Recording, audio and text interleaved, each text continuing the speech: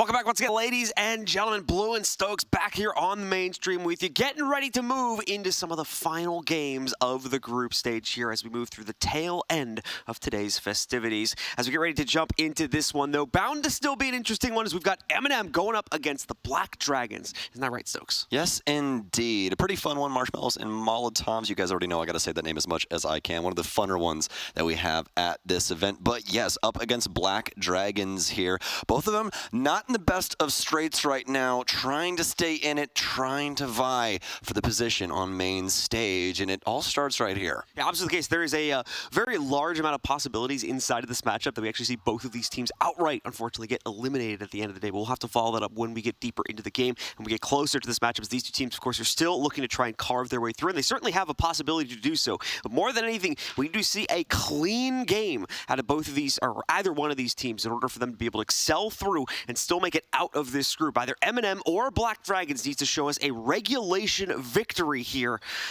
in order for them to be able to move forward. And for the other, that would mean, as a consequence, they as well would get knocked out. So which team is looking stronger at the outset of this matchup? That's the big question as we come into it. And we saw Black Dragons, the two of us, of course, playing earlier.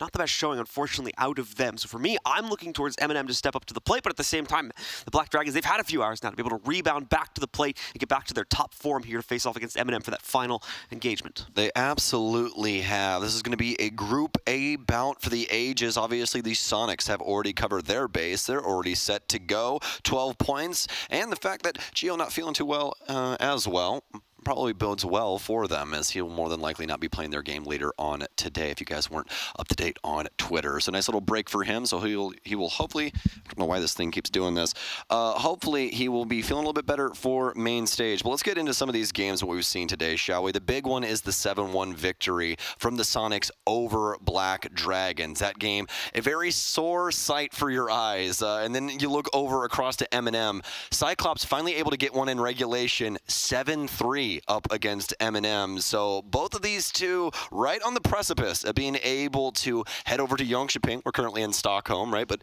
obviously the Jönköping Major, and that's where we all want to be at. That's where both of these teams want to be, on that shuttle, not to the airport, but to the next stage of this LAN event. Last team to playoffs here, folks, and here's all of our different odds and how these teams can potentially make it in.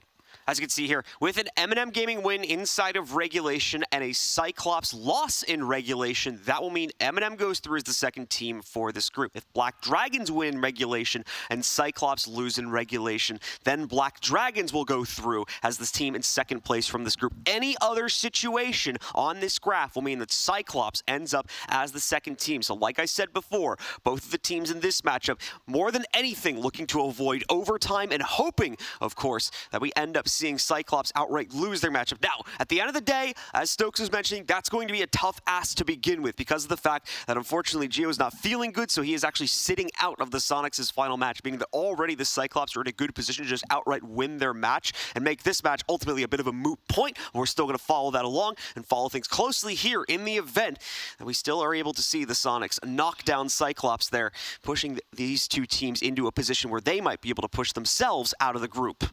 But that does mean that we do have the potential to see Goddess, I do believe, play, which would be pretty fun. We haven't got to see her play on, at an event in quite some time. So, but past that, kind of looking back into the past as well and seeing what happened the last time these two teams faced off. It was actually Clubhouse where Paris took control as the MVP of that game, a 7-4 victory for Black Dragons on Clubhouse.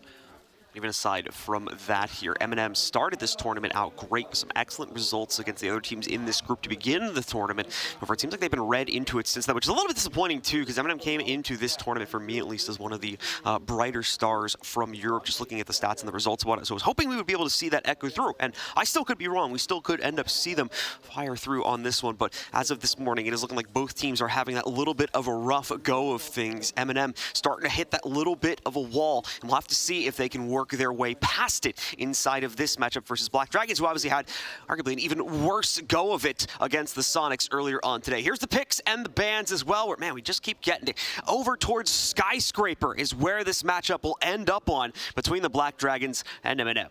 All right, well, I just checked. MNM hasn't played this map just yet. I was just collecting things here for Black Dragons. Black Dragons has played Clubhouse. They played Clubhouse against the Sonics as well. What'd they do against CAG? They went to Bank there. So the outlier there, they actually ended up going to Bank back again with CAG, where they ended up winning that one 7-5 in favor of CAG, obviously, on the second day. So they haven't played Skyscraper here either at this event. Also looking over at these scoreboards and just their stats for this event overall right now, MNM beating them out by a pretty significant edge, especially considering Solotov and Uzis.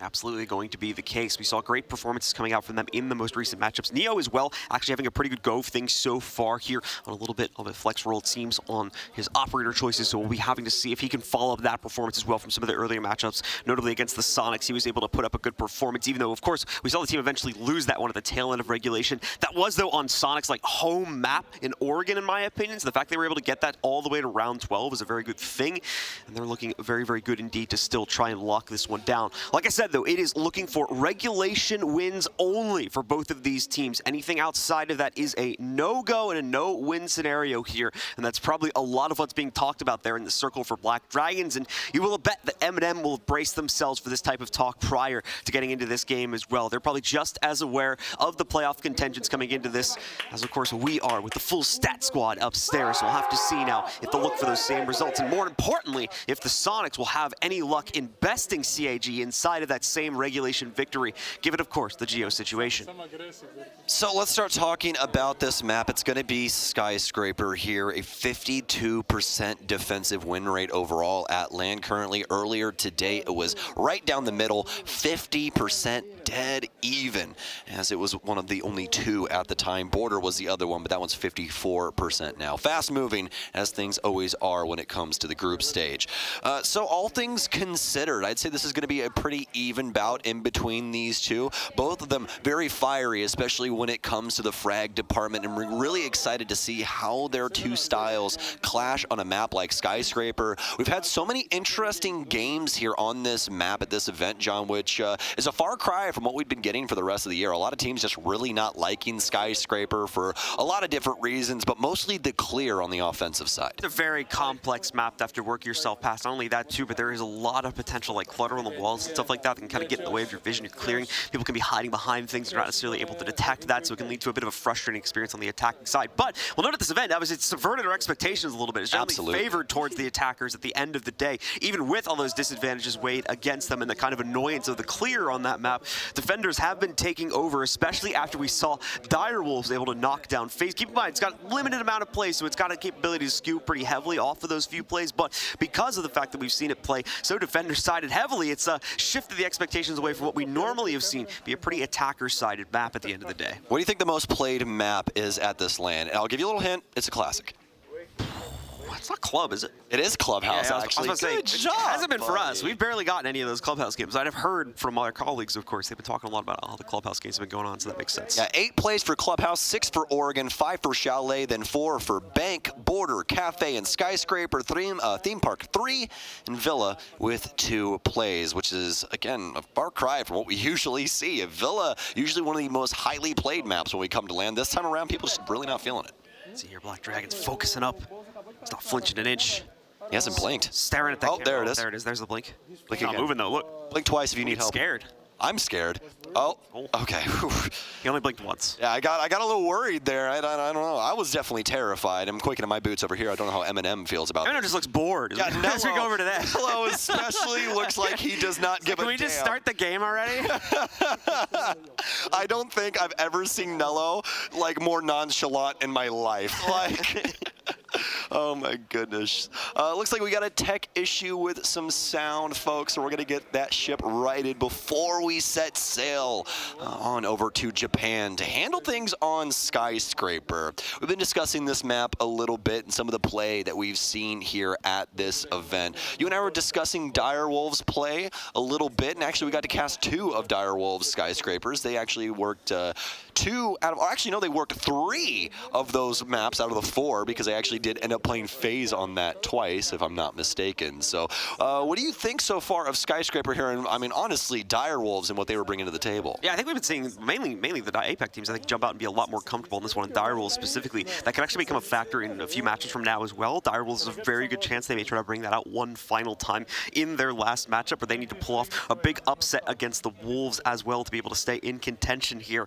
We'll see if that ends up coming through, of course, as that'll be our final Group D matchup as they're fighting directly against FaZe, 3 points behind them to try and qualify over them. FaZe is ultimately going to have to lose in their matchup versus Mirage, though, in order for that to happen. But either way, Direwolves bringing a great performance to the table on this map, so we'll have to wait and see if they're going to follow through with that selection one final time or try to go a little bit deeper into their own map or potentially be forced into it as well. A lot of teams have been noticing, of course, they're going on to a comfort pick, as we just saw Mirage try to challenge them on it earlier. Won the game as well, so prove that they can indeed be beaten on it, but unfortunately still left them out of contention for playoffs as they had already fallen too far behind in the group.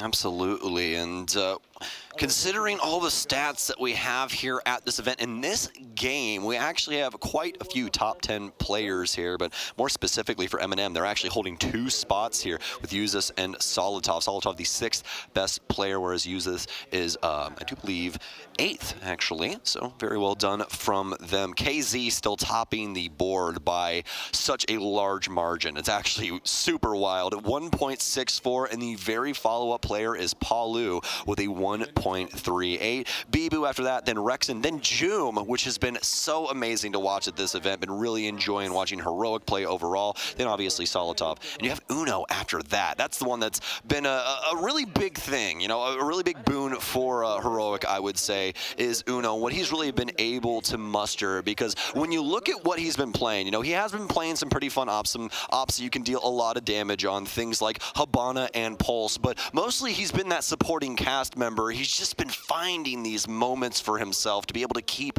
Heroic in it. So hopefully our 2 teams here, after we get done with this tech pause, can hopefully imbue their gameplay with something similar. We know Solitov and Yuzis will definitely be doing so.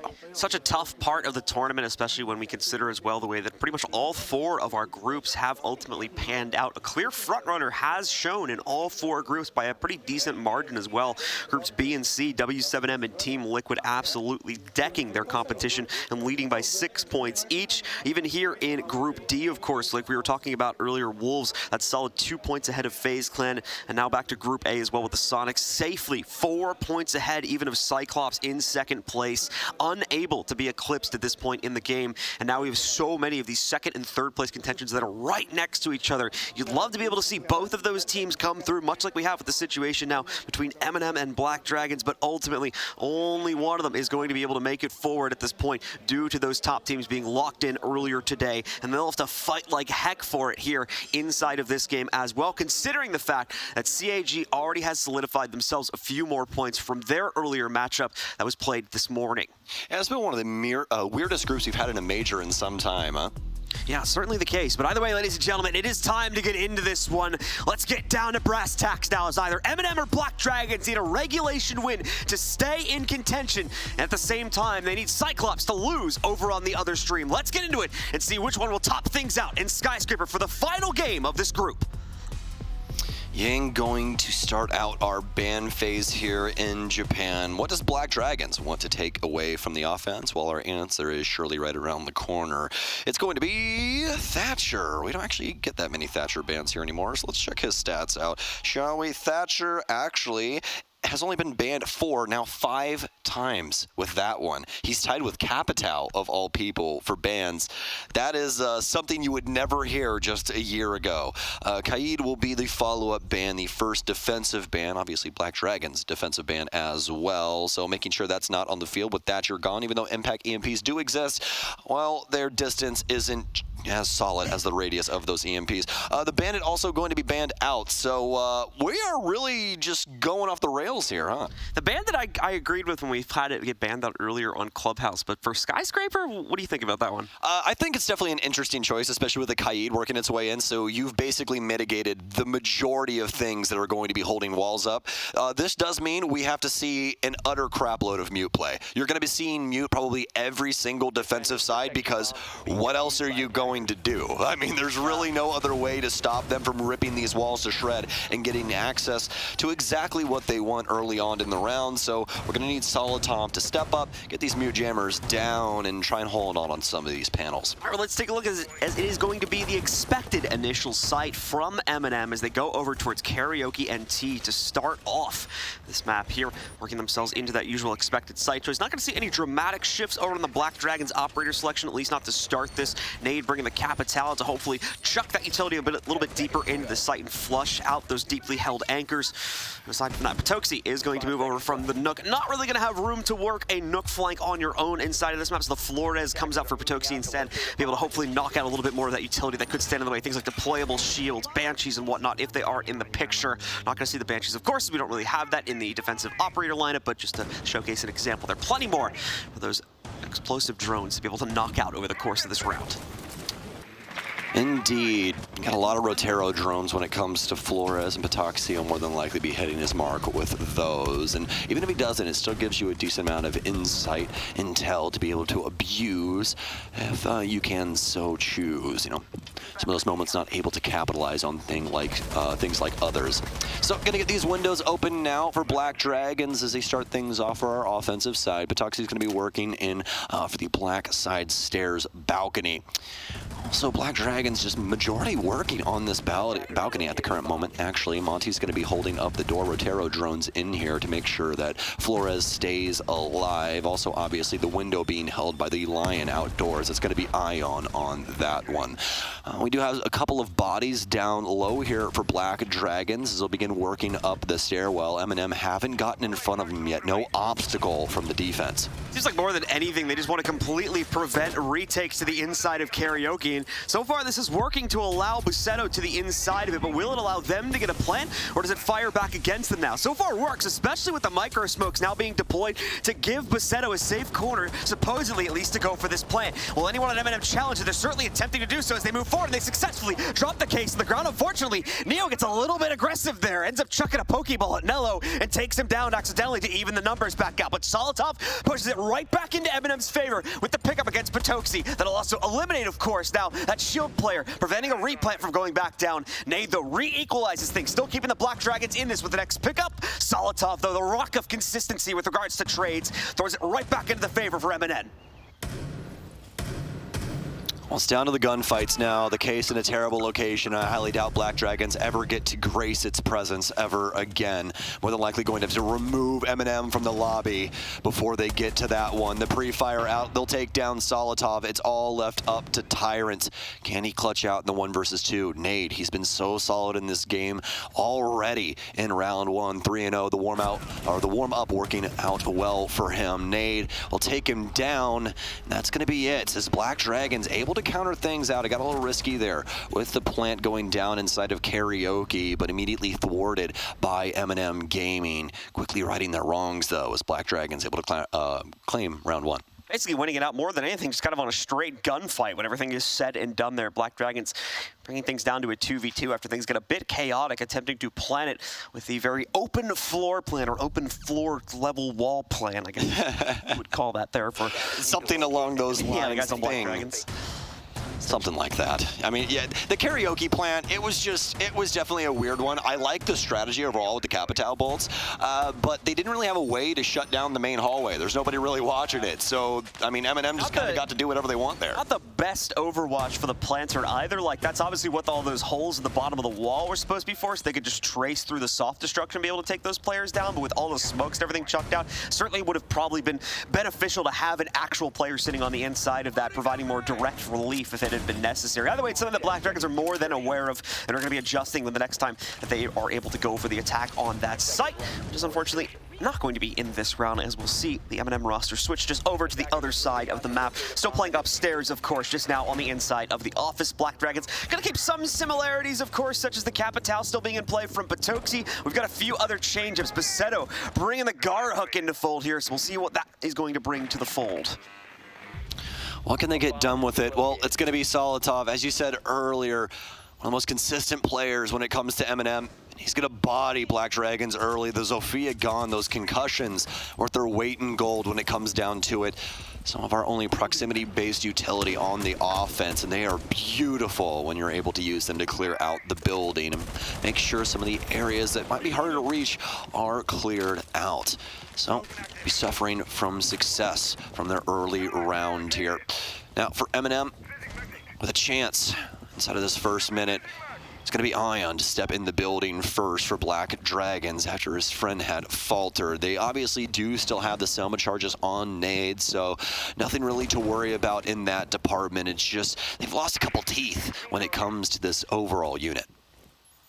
So we're going to continue to see the Black Dragon look for opening opportunities to be able to shift themselves through the majority of the first floor bedroom setup, and then work upstairs from there. Only going to be one piece of this execute more than likely, as well as you expect a few other members of Black Dragons to begin harassing from the second floor. Repel, you can already see Nade getting in position upstairs for them, trying to take out the walls with Selma's. Not really a point in his teammates joining up with him until they have those walls open, so that's why you're seeing most of the focus from BD be played out over on the first floor at this point in the round. MNM, of course, not really needing to respond to that first floor pressure. That's not a huge concern to them. If they get randomly naded from below, then obviously they'll start to worry about that a bit more, but they do have at least one player committing to Overwatch by the staircases, so they know that that's cut off in the event of a direct push from BD.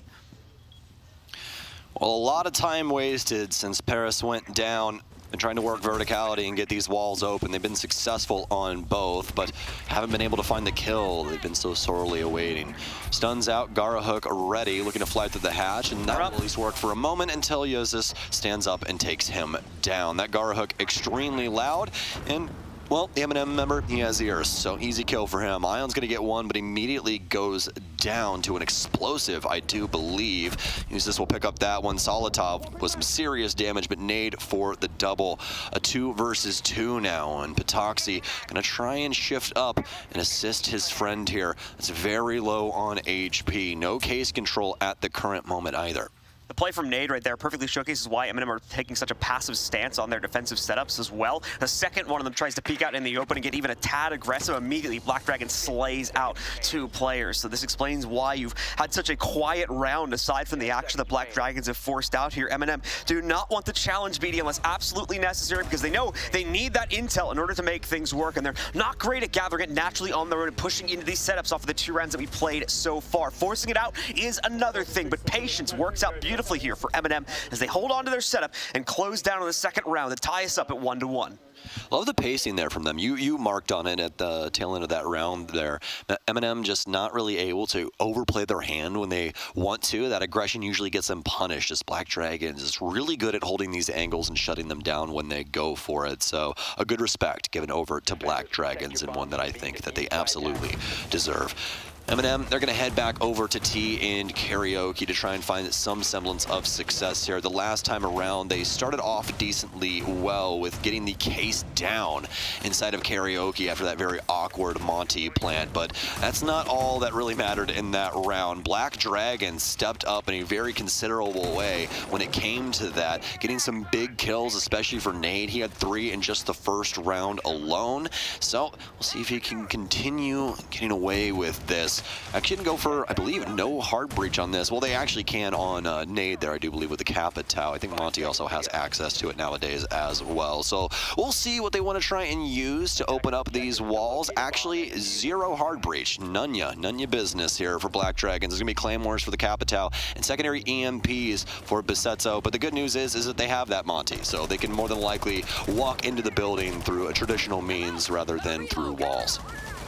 Black Dragons continue to look for their opening gambit yet again, but remember, much like the previous round, MNM probably going to keep a little bit more of their composure alive due to the success they found with that type of playstyle in the previous round. The site, of course, may force something a little bit different out of them when it comes to the mid-round play. At a minimum, early round, they've got that choice of whether they want to get right up in the face. We're kind of already passing that point now and entering the mid-round here as holding much more consistently towards the inside of the buildings. We're back, of course, over here towards T-Room now, giving Black Dragons that direct access point from the balcony that they'll more than likely look to use again here. Located by attackers. Rotero drone's back in, and hello? Okay, I was like a little awkward there for a second. I don't think that he was really stressed between the barbed wire or the wall. He was trying to pick which one, I think. Exactly. He was like, oh, there's no one here. There's no barbed wire. And then he turned around and ran it back to the door. And I guess he thought about blowing up the door here to let Besetzo in. But either way, he's just going to make a rotation instead, which I wholeheartedly agree with. I think it's very smart if they're trying to go for a similar play to what they did the last time. But you can see MNM Gaming, they've planned for this. They've got Nello on the Azami, and it's working out well. He's able to constantly close up this wall and make it nigh impossible for the Monty to move forward. It's prime for Perez. Unfortunately, not going to land anywhere near either of the members from MNM, so just a wasted utility at the end of the day, but it may open up a top-down angle that could be useful later on in the actual round. Tyrant also patiently waiting for Potoxi to try and get aggressive towards this window. It's a war of attrition right now to see who decides to strike first, but the Black Dragons have made their initial push, and with the Montaigne, of course, they can have Besetto continuously peek this hallway to try and gather more intel. As long as there's not a flank being lined up from that back black staircase, then they don't have to worry too much about the Montaigne's safety. A minute left here. Black Dragons' stagnation has been eating at them thus far. Gonna be the grenade out here for Perez. Not gonna find too much with that though. MNM, they have to try and prevent this plant again. This time no smokes though, John. They're willing to try and cover their bases. Nitro cell out, it won't deal anything. MNM, they're gonna have to try and go about this through, well, unadulterated aggression, and so far it's worked extremely well. They've bodied every Black Dragons member that they can, and well, that's more than likely gonna be the round right there. I highly doubt Monty can get it done on such low HP, and in fact, Besetzo is just gonna lay there and get locked out, and then use this is gonna shoot him and kill him. MNM Gaming getting it done actually the hard way, honestly. I mean, Monty getting in there finally and getting that plant down, but I mean, they still have to take all of those gunfights on every separate angle and get a big dub there, and they find that success. Not an easy task, especially after what we'd seen previously from Black Dragons. They are no slouch when they can get a hold of those angles. Pulled off the full-on retake this time as well, did not kind of lose it halfway and have to battle out in a 2v2 fashion against Black Dragons, which is how they eventually lost control of the first round. MNM snapped the jaws shut. And unfortunately, again, the problem for Black Dragons is the support structure surrounding that plant from the Montaigne. There's nothing wrong with the actual plant itself, but the players that are meant to keep it alive, it seems like they have to give so many bodies away just to allow that plant to go down in the first place, beginning to question if that strategy is worth it. Possibility that we may see that play into one final time, but we'll follow that up on the 6th round if MNM decide to go back to T and Karaoke to play it out. Yeah, I think the big thing is about this site is that you kind of have a couple of options, right? You can try and go for the black stairs push or that balcony push. You can try and clear from the east to the west. You can try and go for like a geisha-centric take. Honestly, only really one out of or 2 out of the 3, I would say, are decently good. I mean, there's just a lot of different issues with that site overall that you can really run into, and that's what Black Dragons are suffering from right now. MNM are doing a really good job of keeping track of their positioning when it comes to their setup for that site, and they're constantly punishing them for it. So don't think we'll see Black Dragons really be able to do much against that in the future, but we'll have to find out later on. As you said, MNM with that dub, not gonna be seeing it for at least a couple more rounds here.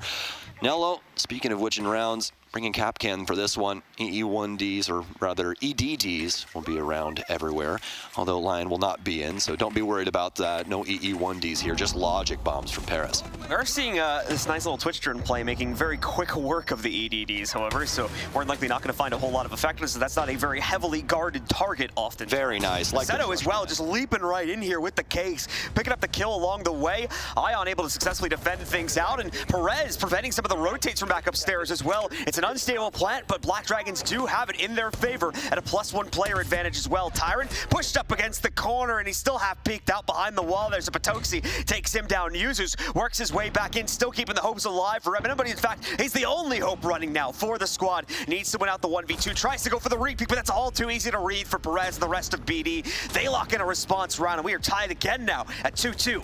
Now that's the kind of rush plant that I'm looking for. Very well done from Black Dragons. Loved how they used the logic bomb as well to try and counteract some cameras. I think that was in time. It was kind of hard to tell with the calamity that we had in round 4. But if they got it there, well, then obviously that's just great coordination. But either way, a fantastic plant as the Buck gets in, gets the kill, and gets the case down. We're tied all up here on Skyscraper. And please do remember that this all has to deal with CAG losing their game. If they win their game, then our Japanese representatives will be headed to the main stage. And MNM Gaming and Black Dragons, well, this Skyscraper doesn't matter all too much. Yeah, and even worse than that, well, this teeter-tottering of rounds may be great for the viewing experience at home. It is not great for either of these teams' chances to actually make it through here. If you remember what we said in the pregame, it needs to be a regulation victory for either one of these teams to have a chance to be able to make it through into the playoffs. If they continue to go back and forth in the sense of winning its way over into overtime,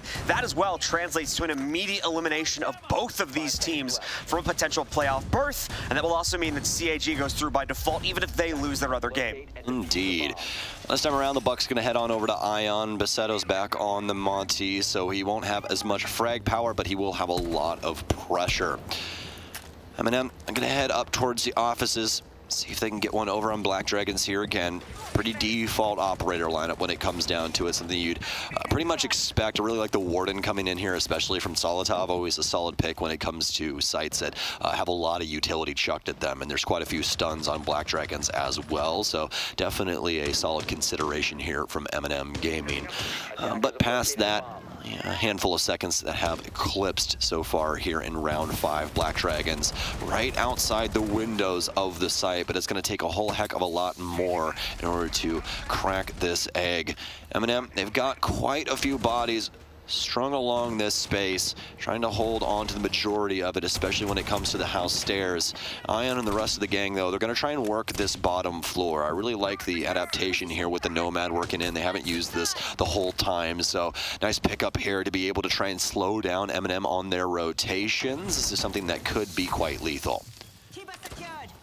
Tyrant starting to flirt with a push down the staircase. We do have a few members of Black Dragons waiting in the areas. This will be a bit of a risky play from Tyrant, but MNM seemingly starting to feel a little bit more confident with their positioning on the inside of this half, needing to potentially subvert the expectations, look for additional ways for them to get ahead inside of the early round to prevent this teeter-totter from coming true, find a way for them to steal back another round and limit the capability from Black Dragons on the execute, where they've been finding a lot of their steam, like we've just found here. Perez able to work himself in, knocking out my gosh. Oh, it's the chain of smokes that's actually going to get Bassetto. That drops the case, beautifully noticed and followed through by Nello there to be able to shut down the Montaigne yet again, but once again, Nade as well as an additional member of Black Dragons able to frag back out against MNM, leaving only Nello in the defensive setup, but he won't last that long. Nade gets that final kill, and despite the very nice smoke play, it's all or nothing for the defense, and unfortunately nothing comes out. Black Dragons shut it down with a walk-in. Yeah, Bassetto, you better go play the lottery or just count your lucky stars, because your team really bailed you out on that one. That was a critical blunder if I have ever seen it.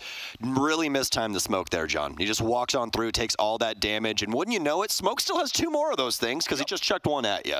So, Definitely a miscalculation there from Black Dragons, but definitely not when it came to the frags, lining those up perfectly. MNM caught off guard, and Black Dragons able to power ahead yet again here, 3-2. Black Dragon's gonna make another attempt over here towards the tea and karaoke room. Curious to see if we see that same shift over to the same composition with the Montaigne and everything else. I talked about it before. They've been trying this smoke plant for quite some time, and while the plant hasn't had too much of an issue getting down to the ground, all the players that need to be out in the open to support it are having a really tough time staying in the actual fight. So it does look like we are going to shift this setup a little bit. It's moving away from the Montaigne now, as we are instead going to see a Flores and an Osa brought to the fold here. Osa probably a much better selection for this, as you'll be able to just as confidently walk in. You won't be able to get as much free intel with the free peeks, obviously, that the Monty will be able to get into areas like the tea room and, of course, the connecting room behind it via soft wall, but you can still set yourself up much more confidently for the post-plant situation and give that planter an actual capability to clutch, because obviously they'll have a real gun sitting on the Osa operator. Yeah, I honestly think that, you know, if we were talking about Bassetto's evolution, right, if he had an evolution line like he was a Pokemon, I think that Osa would be his max evolution, right? Great Monty player, seems to really understand the shield play of Siege, but I think Osa is just better for him. Give him a little bit more lethality, make it to where he can take some of those gunfights and try and find those kills. Really, I've only seen him blunder with just that last round, and we've been watching him play Monty for a couple of days here. So, gonna be able to get rid of a couple of these windows and start applying pressure to the defensive setup of MNM, but do they know that it's headed back towards them as well? Solitov, he's been quite aggressive with these SMG-11s on defense, but he's been making it work as well. Not as much recently, but the first couple of rounds dealing some considerable damage with that weapon. See here as well, this little EMP burst comes out, the one and only one that they will have access to. Setting over here on that bulletproof camera. But the bulletproof camera, of course, defended quite nicely with that extra laser gate sitting in front of it. Pretty much nigh impossible for the attackers to be able to knock that down unless they want to commit a huge amount of utility to doing so. That'll more than likely be a constant info drip for the defenders. They got to worry about attackers coming in now on their flank, though, as Perez finds a very nice entry into the back end of Geisha, eliminating that from the defenders' playbook here, and really limiting their options overall to actually stop the plant from going down. Beautiful timing shot from Perez right there. Here's the shot going in through the wall, takes it down. Neo, in the meanwhile, making a big play here to finally put an end to Perez's issues over on the inside of Geisha. Bassetto, though, still in position, ready to put the plant down on the ground. They're going to risk it here in the 4v3. Well, if you want the biscuits, you gotta risk it. That's how it is. Air jabs down, Neo down as well, but not for the count. That's gonna be Patoxy, a 3 versus 3 going into the post plant, and this is exactly why I like the Osa more. Bassetto doesn't just have to sit in a corner and watch all of his teammates do something. Although he will die to use this, he still had an opportunity there. Ion in behind. He really wishes he could get these shots back, but for some reason, Tyrant's gonna give it to him anyways. He walks out with just the magazine out of his gun. There's not a single bullet in that MPX when he walks at him, and he just dies straight up. Black Dragons claim the round, although MNM were starting pretty hot. Even worse, that deployable shield that ended up being there at the end of the round. There was a shot that went out right against it. I'm pretty sure that would have started to deal damage to the last player live on BD anyway. Kind of gave him the cover he needed to clutch it out instead of working it the other way around. Unfortunate for the players on MNM. But either way, closes down the half and flips sides now with Black Dragons in control of the situation. Time to see if they can follow this one through, as once again, another quick reminder, they do need a regulation victory here to stay in play. Well, so far, Skyscraper has been a pretty fun affair in between these two. I think that they both had some pretty solid ideas about how to offend and defend this Skyscraper site. And honestly, I've been really liking what we've been seeing out of MNM here, especially for Solitov, at least the earlier rounds. Not really able to put it together for these last couple, but again, some solid considerations, and one that we expect to see throughout time when it comes to MNM. You can say the same for people like Usus as well on the ace right now as they switch on over to the offensive side. Currently down 2 rounds up against Black Dragons, who were able to put together a lot of these offenses. They weren't clean, but they were definitely some wins, weren't they? Black Dragons just needing 3 of their defenses now. 1 full rotation cycle to be able to lock in this game for themselves, and then they just have to watch the other stream and pray that things have been going well for the Sonics with the issues that, of course, they have had now. Locking in the first place group position earlier today. Gio did decide to step down from the second game, as unfortunately he's not feeling that great, so he's going to go take a rest, get himself ready for the playoff stage, which I think is a very wise decision at the end of the day. Goddess, we believe, is actually filling in for him in the meanwhile for their game against CIG over on the other stream. If CIG loses that game inside of regulation, then we will have the chance for both of these teams to move forward. If that does not end up coming true, though, CIG closes out any way, shape, or form, that both of these teams are immediately knocked out of the playoffs. Well, Tyrant, and believe apparently, sorry, we're going to correct ourselves. What's up? Apparently, Gio is playing in that matchup.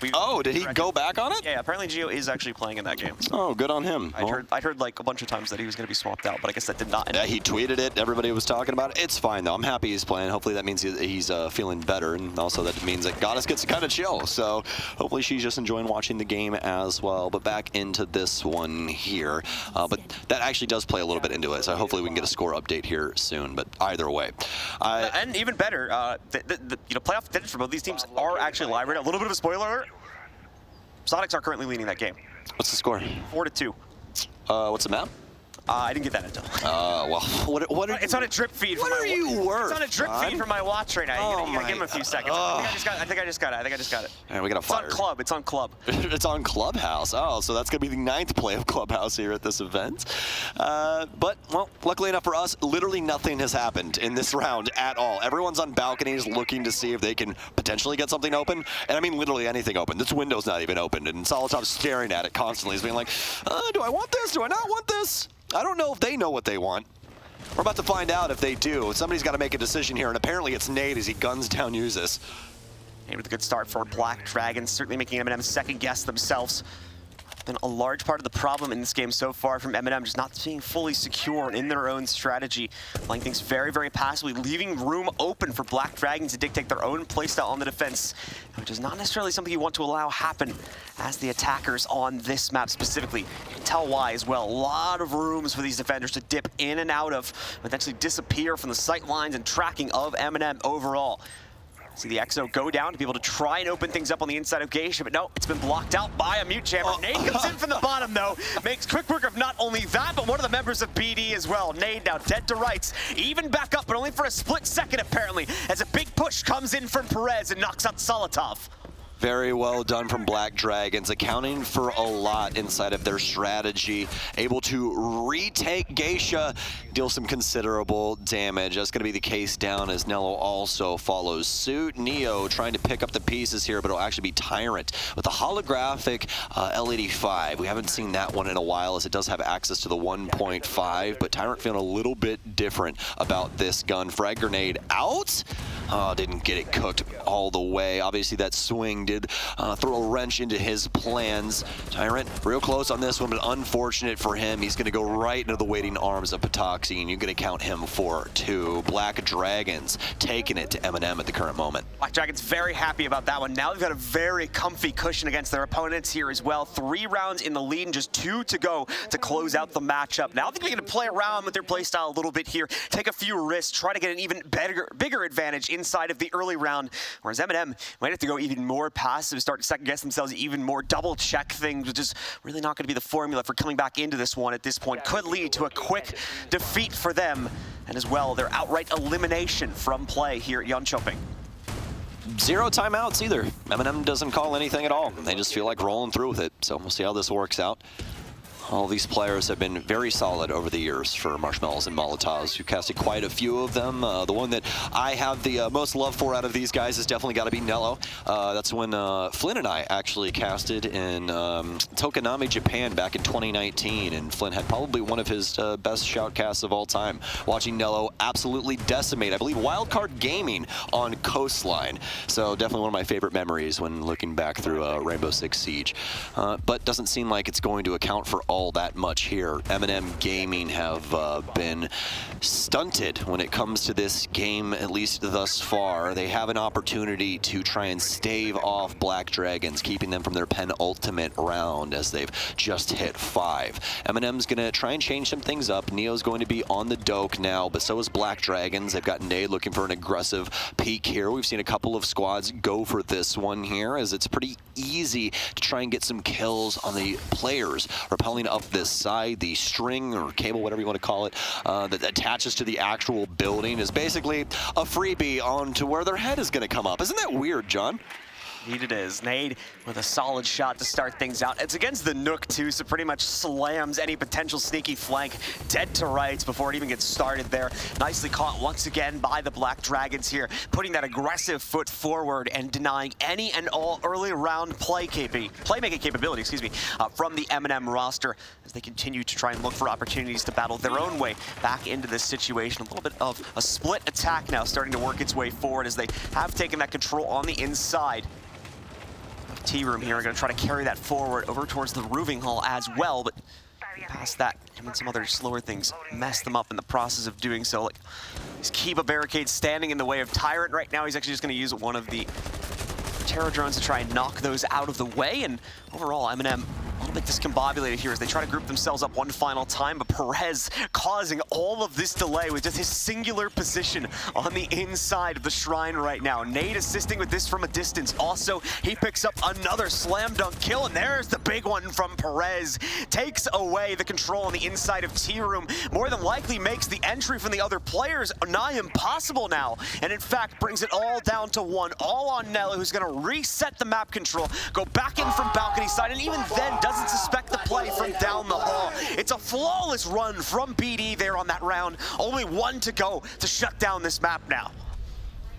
Zero control, zero flair for Marshmallows and Molotovs. Nothing doing, nothing going in the current moment. Black Dragons able to outplay them in every sense of the term from the very jump of that round. I love the extra aggressive assault towards the outward areas of the building, making it really difficult for MNM to try and pick up any portion of map control. And now we sit here 6-2 in favor of Black Dragons, and we're not going to get a timeout call. MNM, they just want to roll with the punches, and well, this one could be the death blow. It's been largely sort of default and a lot of sit and wait play style from MNM, hoping to try and catch something off of their drone intel that they can then act upon, or of course an active play from BD that they can punish, but it just has not been happening. BD has looked consistent as ever since we switched over to the second half. This defensive side really giving them that boost forward due to how tough it has been. And we mentioned this in the pregame as well, for the attackers to properly clear out even the first or second room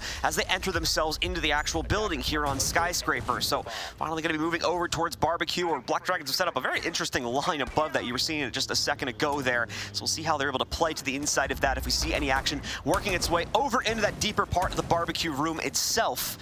MNM will have to look to try and secure their plant. MNM storming their way forward, but they're going to start their take from the other side of the building by the looks of things. Already seen the first phone call go out, so they want to try and establish map control a lot more quickly this time. And this is certainly a proper adjustment. It's just showing up a little bit late in the game here.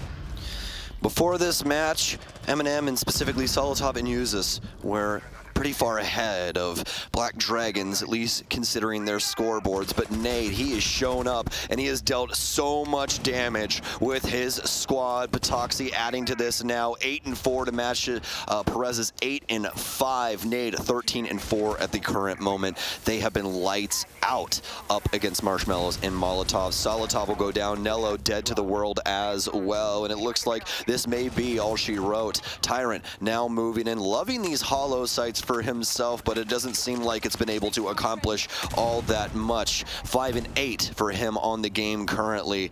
MNM, they're trying to centralize, but oh my, Perez gets it done again up against Uzis. And it looks like MNM not really having too much available to them. It's a triple kill now for Paris. Looks like Tyrant will at least be able to stave off the flawless round and impact out, but it looks like it might just be a rotation from our player. He's ready for it, but Nade also collapsing from the rear. A 7-2 victory here on Skyscraper for our 5th play at LAN. Unfortunate game for MNM as they seemingly just flatline here on the attacking side, but that's great news for the Latin American community and for the Black Dragons community specifically as they crush this final game for themselves. That does mean they are still in it, of course, pending the results of the game going on the other stream. CAG does need to end up in a losing position for them to move through, but that is the way things were going the last time we checked in on it. We'll be doing so once again, of course, in a few minutes here, but now they must sit and wait for those results to roll in to see if they'll still be moving on with the rest of us to Jönköping tomorrow morning. And we really are a far cry from the Na'Vi days of EU dominance, huh? Unfortunate for Nello there as Marshmallows and Molotovs. I was excited to see him again here at this event, see what they were capable of, but could not hold a candle to the light of Black Dragons, who, as you just said, still have an opportunity to go to our main stage. So congratulations to our Brazilian squad on their big win. An overall very nice rebound given the game we saw Black Dragons play earlier on today. A little bit of a misnomer when they went up against the Sonics, just not really able to bring the strategies necessary to the table, and for the most part got shut down. That's huge credit, of course, to the strength that we saw the Sonics bringing to that game, but to come back with such a strong result versus MNM as well, knowing that there was so much pressure on the line, it's a huge, huge plus to the Black Dragons roster. They're able to pull that together, and we'll have to see just how far they can go in the playoffs, of course, if that result between CAG and the Sonics ends up coming true. Truly, truly a great game for Black Dragons here, and probably their best game that they've had at this event so far. It's been extremely hard fought, but once again, congratulations to our Brazilian team. Unfortunate look for MNM, but hey, that's how it works, baby. This is LAN, and of course, it's the last day of group stage. So, with that being said, folks, we're going to send you to a quick break, and we'll be back to break this game down.